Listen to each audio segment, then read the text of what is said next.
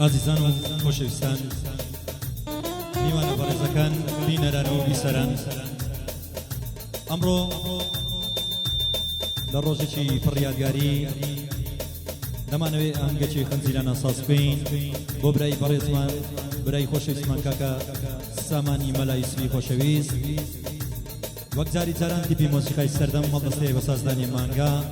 بە دەست و پەنجە زەرینەکەی یۆریکژەنی خۆشەویستی شاری هەولێر دەست و پەنجە زێڕینەکەی کاکە بێست و سابیری ئازیز لەگە سازە دەنگ زوڵاڵەکەی کاکە سەدرەدین فەیسەڵی خۆشەویست و ئەم ئاهەنگە پێشکەشە بە کاکە ڕەقیب و بەناسخان هیوادارم بە دڵیان بێ و پەسەندی بکەن دووبارە و سێبارە پێشکەشە بە هەموو هەواداران و بە هەموو بینەران و بیسەران بڕۆ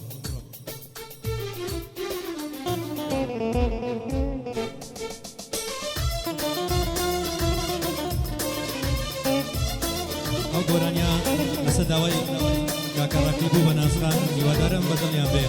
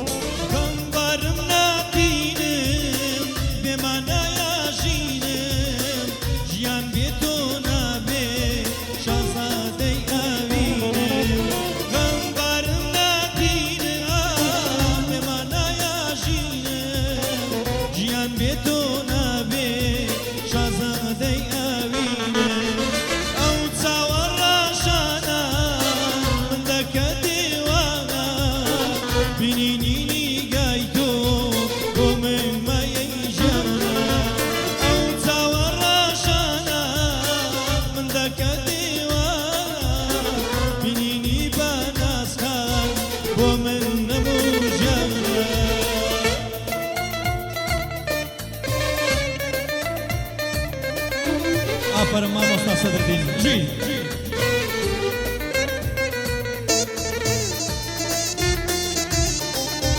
پێشکەشە بە ڕەقیب خان و بەناسخان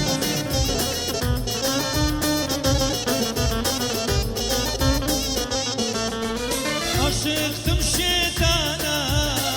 هەتا دوا ساجیانە چیمەیە لەم ژیانە هەموو بۆ تۆ جوانە عاشقتم شێتانە هەتا دوا ساجیانە چیمەیە لەم ژیانە هەمووی بۆ تۆ جوانە ئەو چاوە ڕاشانە من دەکە دیوانە بینینی نیگای تۆ بۆ من هەموو ژیانە ئەو چاوە ڕاشانە من دەکە دیوانە بینینی بەناسخان بۆ من هەموو ژیانە پێشکەشە بە چاوی بەناسخان بە خۆشی کاکە ڕەقیبی